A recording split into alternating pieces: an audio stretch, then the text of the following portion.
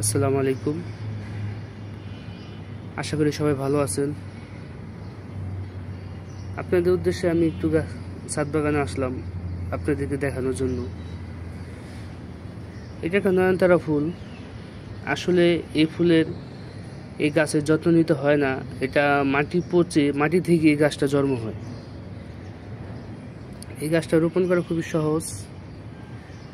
আমি যা দেখতেছেন, আমি কিন্তু এখানে কোনো চারা রোপণ করি নেই। আমার মাটি পচে মাটি থেকেই এটা হয়েছে বড়, মাশাআল্লাহ দিলে। ঠিক আছে, খুবই সহজ পদ্ধতি এই গাছটা নয়নতারা। আর প্রত্যেকটা ইয়াতেই ফুল থাকে।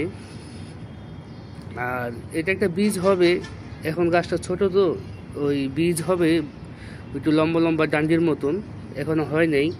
ওইখান থেকে বীজ রাখা যাবে। আমি আপাতত গাছটা পরিচর্যা করতেছি। ওই বড় হয়েছে মাশাআল্লাহ দিলে, ফুল টুল হইতেছে। এটা হলো দুবলা ফুল। আর দুবলা ফুল খুবই সুন্দর, খুবই ভালো লাগে। ফুল আমার খুবই পছন্দ, শুধু আমার না, সবারই পছন্দ। ফুল সবারই পছন্দ।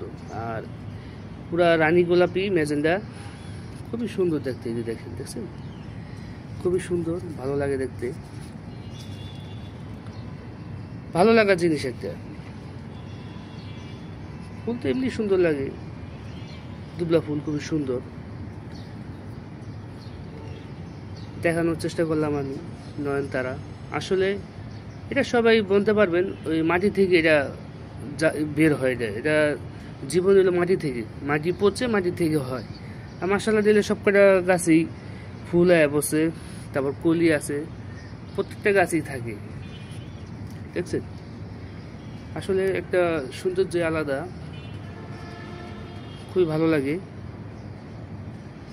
আসলে গাছ তো এমনি শান্তি লাগে গাছ দেখলে। সবাই ভালো থাকবেন, সুস্থ থাকবেন। সবাইকে ধন্যবাদ জানাই, সবার উদ্দেশ্যে বলছি। সবাই ভালো থাকবেন, সুস্থ থাকবেন।